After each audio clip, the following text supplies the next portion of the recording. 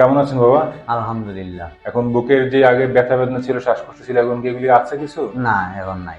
আসসালামু আলাইকুম, আমি ডক্টর মোহাম্মদ আতাউর রহমান।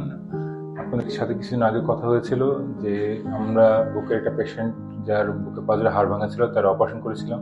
আজকে উনি 9 দিন পরে ফলো আপ এসেছেন। আজকে আমরা ওনার সেলাই কাটবো, সেলাই কাটার সাথে হচ্ছে উনি একটা এক্সরে করে এসেছেন। ওই এক্সরেটা আপনাদেরকে একটু দেখাবো। আগে আমরা রোগীর থেকে একটু কথা শুনি। কেমন আছেন বাবা? আলহামদুলিল্লাহ। এখন বুকের যে আগে ব্যথা বেদনা ছিল, শ্বাসকষ্ট ছিল, এখন কি এগুলি আছে কিছু? না, এখন নাই। এখন অপারেশন জায়গাতে একটু একটু ব্যথা আছে নাকি? হ্যাঁ, এটা তো বাঙ্গা আসলে কারা, এটা একটু ব্যথা করবে। আগে থেকে তো কমে গেছে। হ্যাঁ, হ্যাঁ। দেখ, এখন শ্বাসকষ্ট তো হয় না। না।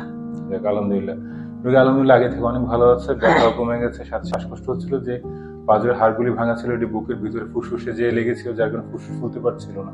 এখন আলহামদুলিল্লাহ অপারেশন করতে পারলে আমরা যদি এখানে দেখি এক্সরেতে লাং কমপ্লিটলি এক্সপ্যান্ড করে গেছে। আমাদের যে রিপগুলো ফিক্সেশন করেছি, ওগুলো ফিক্সেশন জায়গা খুব ভালো আছে। উপর দিকে যে ভাঙা জায়গা যেটা ছিল, এটাও এখন মোটামুটি স্টেবল হয়ে গেছে, কারণ নিচে যে 4টা হাড় আমরা ফিক্স করেছি, এটা সাপোর্টে উপরে আর নিচের ভাঙাগুলি মোটামুটি ফিক্স হয়ে আছে।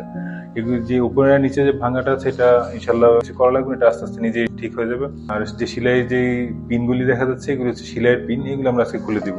আর আমরা হয়তো আজকে ওনাকে সেলাই কেটে দিলে 1 মাস পর ফলো আপ আসতে বলবো।